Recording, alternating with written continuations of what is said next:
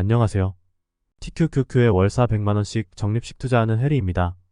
7월부터 시작된 조정장에서 10월 말까지 조정장이 이어지고 있는데요. 저는 이게 약세장으로 번질 가능성이 낮다고 보고 있습니다. 22년 약세장이나 지금 조정장에서 매체에서 비관적인 뉴스가 쏟아질 때면 제가 읽는 책이 있습니다. 바로 켄 피셔의 주식시장은 어떻게 반복되는가입니다. 이 책은 역사를 상기시켜서 늘 그래왔던 인간의 본성과 확률 범위를 객관적으로 생각하고 판단하게끔 도움을 주는 책입니다. 주식 투자를 하시는 분이라면 추천드립니다. 그래서 오늘은 제가 주관적으로 선정한 이 책의 중요한 문장을 같이 읽어보겠습니다. 바로 시작하겠습니다. 1. 사람들은 잊는다. 매우 많이, 매우 자주, 매우 빠르게 잊는다. 얼마 지나지 않은 일도 자주 잊는다. 2. 우리는 사건, 원인, 결과, 심지어 기분까지도 잊는다. 3. 인류의 이러한 근시한 성향은 우연의 결과가 아니라 진화의 소산이다. 인류는 고통을 빨리 잊도록 진화했다. 4. 그런데 안타깝게도 우리는 교훈마저 잊는다. 5. 과거에도 부채, 적자, 어리석은 정치인, 고유가, 저유가, 과도한 소비 지출, 빈약한 소비 지출 등에 대해 똑같은 공포를 느꼈다는 사실을 기억하지 못한다. 6. CXO가 평가한 이 전문가들의 평균 척중률은 얼마일까? 이 글을 쓰고 있는 2011년 현재 47%다. 내 기억으로 평균 척중률이 50%를 초과한 적은 없다. 7. 우리는 잊는다는 사실조차 잊는다. 더 강하게 느껴지는 탐욕과 공포가 과거에 얻은 교훈을 잊게 하기 때문이다. 8. 세월이 흘러도 시장을 구성하는 사람들의 상호작용이 크게 바뀌지 않기 때문이다. 9. 행동주의 심리학에서 얻을 수 있는 가장 기본적인 교훈은 인간은 좀처럼 배우거나 변화하지 못한다는 사실이다. 10. 사람들은 자신이 지지하는 정당이나 정치인이 집권하면 주가가 상승한다고 믿는다. 그러나 역사를 돌아보면 어느 정당이 집권하든 주가에 미치는 영향은 크게 다르지 않았다. 11. 또한 사람들은 자신이 선호하는 자산군의 투자 수익률이 더 좋을 것이라고 생각한다. 자신의 생각이 틀린 것으로 밝혀져도 그것을 기억하지 못하기 때문이다. 12. 적중률이 50%를 조금만 웃더라도 대부분 투자자는 물론 상당수 투자 전문가까지 넘어서게 된다. 적중률이 60%에 이르면 투자계의 전설이 된다. 적중률이 70%에 이르면 신의 반열에 올라선다. 13. 역사는 합리적인 예측치의 범위를 가늠해보는 도구이다. 유력한 결과의 범위를 고려해 확률을 근거로 예측해야 한다. 그래도 예측이 빗나가는 경우가 많을 것이다. 당연한 일이라고 받아들여야 한다. 그러나 확률을 합리적으로 추론할 수 있다면 장기적으로는 실적이 개선될 것이다. 14. 사람들은 자신의 생각과 일치하는 것만 받아들이는 경향이 있다. 이러한 인지오류를 확증 편향이라고 부른다. 15. 사람들은 자신의 편견을 뒷받침하는 증거만 찾을 뿐 그것과 충돌하는 증거는 외면한다. 16. 단지 사람들을 맹목적으로 따라가서는 안 된다고 생각할 뿐이다. 17. 합리성을 유지하는 뉴스일 경기 둔화 가능성은 높지 않다. 이번 하락은 조정에 불과할 듯. 3세계 성장세는 양호. 4기업의 수익성이 건전함으로 겁먹을 필요 없다. 18. 이번에는 다르다 라는 말은 똑같은 역사가 되풀이된다는 주장을 펴는 것은 아니다. 템플턴의 경고는 그러한 의미가 아니다. 경기 침체를 예로 들면 다소 차이는 있지만 과거에 우리가 경험한 것과 크게 다르지 않다는 의미다. 신용위기도 새로운 사건이 아니며 약세장이나 강세장 역시 마찬가지다. 지정학적 갈등 또한 인류의 역사만큼이나 뿌리 깊은 사건이며 전쟁과 테러 역시 그러하다. 자연재해 도 새삼스러운 것이 아니다. 확대, 축소 해석하는 경향이 보일 때 이번에는 다르다는 말을 할 텐데 그때 그 말을 걸러 들어라. 19. 템플턴 경은 인간의 진화 속도가 느리다는 사실도 알고 있었다. 인간의 본성은 좀처럼 바뀌지 않으며 바뀐 환경에 반응하는 방식 역시 마찬가지다. 기억력 이신 통치하는 탓에 반응 방식이 바뀌지 않는 것이다. 20. 우리 사회는 기억력도 없으면서 제잘되는 원숭이와 같다. 역사, 데이터, 분석도 외면한 채 마냥 제잘된다. 그러나 역사, 데이터, 분석에 탁월했던 템플턴 경은 새로운 경기 침체를 맞이할 때마다 사람들이 느끼는 고통이 더 커진다는 사실을 알고 있었다. 21. 2008년 신용위기가 역사상 최악이라고 생각한다면 19세기 역사를 전혀 모르는 것이다. 22. 와. 이번 기술주 거품이야말로 사상 최대 규모네요. 세상이 끝장나겠어요. 자네는 아는 것이 없어. 1980년 에너지주 거품은 그 이상이었다네. 23. 그러나 합리적인 사람이라면 소비자 부채가 과중하다고 걱정하는 동시에 은행이 대출을 해주지 않는다고 걱정하지는 않을 것이다. 24. 블룸버그, 로이터, 마켓서치, 비즈니스위크가 모두 뉴노멀을 주요 기사로 다루었던 2009년 5월부터 경기가 회복되었다. 그리고 그 시점부터 뉴노멀에 대한 언급이 폭발적으로 증가했다. 25. 전미경제연구소 MBR는 경기 침체가 끝난 시점이 2009년 6월이라고 공표했다. 그러나 이 공표가 공개된 시점은 2010년 9월이었다. MBR는 항상 상당한 시일이 지나고 나서야 경기 침체의 시작 및 종결을 공표한다. 26. MBR의 공식 발표가 없었어도 GDP 성장률에 주목했다면 경기 침체가 끝났다는 것을 감지할 수 있었을 것이다. 미국 GDP 성장률은 2009년 2분기에 제로였다.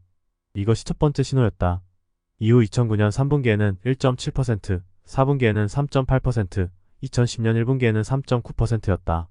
모두 연간 성장률 기준이다.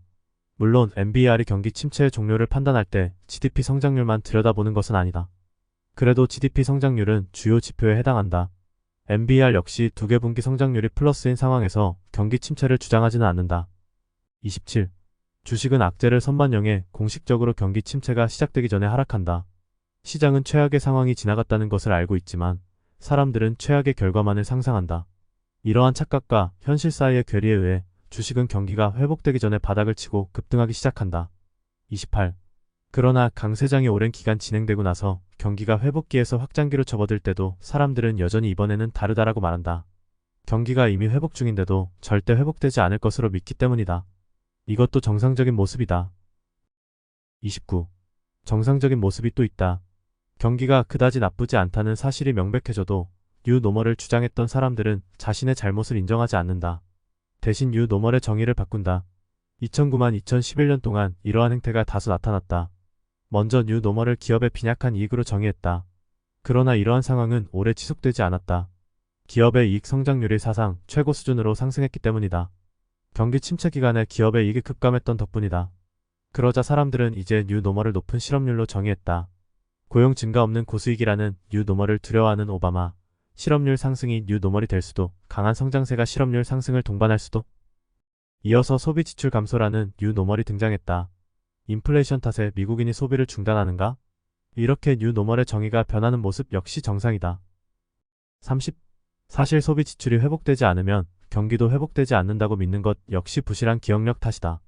미국의 소비 지출은 경기 침체 기간에도 절대 크게 감소하지 않으므로 이후 크게 회복될 필요도 없다. 소비 지출 중 필수 소비재의 비중이 가장 크기 때문이다. 경기가 아무리 침체해도 치약이나 심장약 소비를 중단하지는 않는다. 31. 나는 이러한 현상을 불신의 비관론이라고 부른다. 기업의 펀더멘털은 2009년 내내 개선되고 있었다. 대단한 수준까지는 아니었지만 예상보다는 훨씬 좋았다. 기업의 이익도 비관적 추정치보다는 훨씬 컸다. 그러나 사람들은 말했다. 워낙 많이 감소했으니까 증가한 것이겠지. 그렇다 치자. GDP도 예상보다 좋았다. 또다시 나빠지겠지.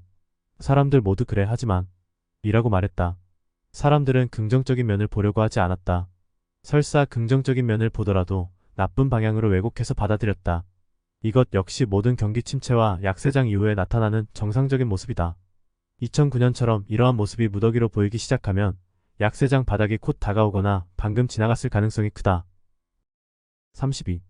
비관론자들은 과도한 부채 탓에 파국이 올 것이라고 생각한다. 이렇듯 비관론자들이 잘못된 주장을 고수하고 있으므로 강세장은 장기간 이어질 것이다. 33. 사람들은 여전히 똑같은 문제로 애를 태운다. 부채, 신용위기, 주택가격 하락, 은행 부실화, 소비 여력이 없는 빈털터리 소비자들. 34. 세상이 창조된 이래로 경기 침체는 끝없이 발생했다. 사람들은 낙담의 상황이 절대로 호전될 수 없다고 생각한다. 그러나 호전된다. 성장세가 이전 고점을 넘어서서 계속 이어진다. 그러다가 어느 시점에 이르면 다시 경기 침체가 발생한다. 35. 이윤 동기는 정말로 훌륭한 본성이다. 이윤 동기가 주는 혜택은 끝이 없다. 약, 의료장비, 컴퓨터, 스마트폰, 금융혁신 등등. 36. 다음 경기 침체가 언제 나타날지 나는 모른다. 예측도 못한다. 그러나 경기 침체가 오고 나서 변형된 뉴노멀 개념이 다시 돌아다닐 때면 장단컨대 주식시장은 이미 바닥을 치고 강하게 반등할 것이며 경기 침체는 거의 끝나갈 것이다. 그러고도 이래서 3년이 지난 뒤에야 비로소 경기 침체가 끝났다는 공식 발표가 나올 것이다. 37. MBR에 의하면 경기 침체는 전반적인 경제활동이 수개월 이상 심각하게 위축되는 현상으로 일반적으로 실질 GDP, 실질소득, 고용, 산업생산, 도소매 매출에서 명백하게 드러난다. 38. MBR이 경기 침체 기간을 추정할 때 고용은 분석 대상에 포함하지만 실업은 포함하지 않는다. 사람들은 흔히 고용과 실업이 완벽한 대칭 관계라고 생각하지만 통계적으로는 전혀 그렇지 않다. 실업은 항상 뒤늦게 나타나는 후행지표이며 고용과 직접적인 관계조차 없다. 39. 경기 회복 초기에 몇몇 사람이 취업을 하면 다른 사람들도 고무되어 취업을 시도한다. 이 때문에 경기 확장이 장기간 지속되어도 실업률이 높게 유지된다. 따라서 취업자 수와 실업률이 동시에 증가할 수도 있다. 사실 이러한 현상은 경기 확장기마다 항상 나타난다. 40. 사실 경기 회복기에 증가하는 취업자 수는 그다지 많지 않다. 41. 일자리는 다시 증가했지만 양질이 아니다. 어떤 일자리가 좋은지 나쁜지를 왜 경제정책연구소에서 평가해야 하는가? 뉴노멀의 변형 기출이다. 42. 경기가 회복된 뒤에야 고용이 개선되었다. 43. 실업률은 경기 침체 시작 직전이나 시작 직후부터 증가한다는 사실에 주목하라. 그러나 지금까지 경제사를 통틀어 실업률은 경기 침체가 끝난 뒤에도 예외 없이 계속 상승했다. 44. 사람들은 실업률이 높으면 경제가 성장하지 못한다고 착각하는데 이러한 행태를 잘 기억해 둘 필요가 있다. 이러한 착각이 논리적인 것처럼 보이지만 실제로는 그러한 사례가 한 번도 없었다. 그리고 사람들은 경제가 성장해야 주가가 상승할 수 있다고 생각한다. 이러한 생각도 논리적인 것처럼 보이지만 역시 그러한 사례는 한 번도 없었다. 45. 그러니 경기 회복기에 실업률이 하락하지 않아도 놀라지 마라. 46. 당신은 실업률이 상승해도 경기는 회복되고 주가는 상승한다는 사실을 안다. 47. 최근 수십 년 동안 경기 침체의 빈도가 20세기 전반보다 감소했다는 말을 맞다. 우선 빈도는 간혹 평균보다 증가하기도 하고 감소하기도 하니 이는 통계상의 우연에 불과할지 모르며 평균이 절대적인 기준이 되는 것도 아니다. 그러나 경영에서 정보기술의 역할이 커진 덕분에 경기 확장기가 증가한 면은 분명히 있다. 이제 기업은 정보기술을 이용해서 문제에 더 빨리 대응할 수 있다. 예를 들어 경기 침체의 기미가 보이면 재고 자산을 재빨리 줄이고 경기 확장이 감지되면 신속하게 다시 늘린다. 이렇게 해서 우리 경제의 펀더멘털은 항구적으로 더 건전하게 바뀐다. 48. 실제로 더블딥으로 간주할 만한 기간 1980년 7월부터 1981년 7월까지의 12개월을 사이에 두고 1980년대 초에 발생한 경기 침체 두 건이 바로 그 기간이다.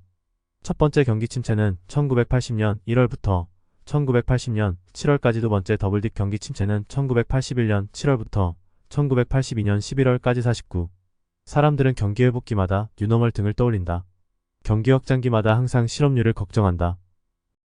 들어주셔서 감사합니다. TQQQ의 월사 100만원씩 적립하는 해리였습니다.